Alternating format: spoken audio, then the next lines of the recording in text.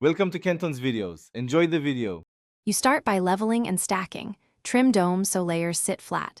Once stacked, apply a thin crumb coat to lock crumbs in. This makes the unicorn finish smooth and predictable. Make the buttercream with a 1:2 ratio of butter to sugar for structure. It responds well to piping. Chill the crumb-coated cake 20 to 30 minutes so the butter firms up. This control prevents color bleed when you add pastel shades and detailed piping later. You tint small portions of buttercream with gel colors. Gel gives saturated shades without thinning the frosting.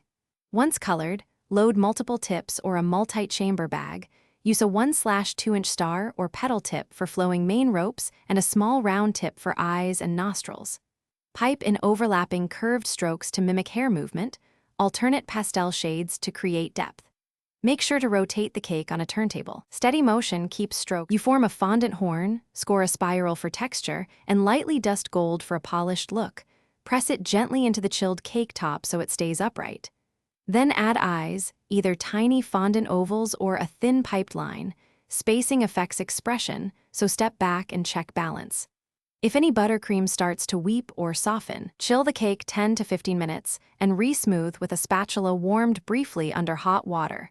This fixes shine and keeps edges clean. Thanks for watching. Consider subscribing if we helped you.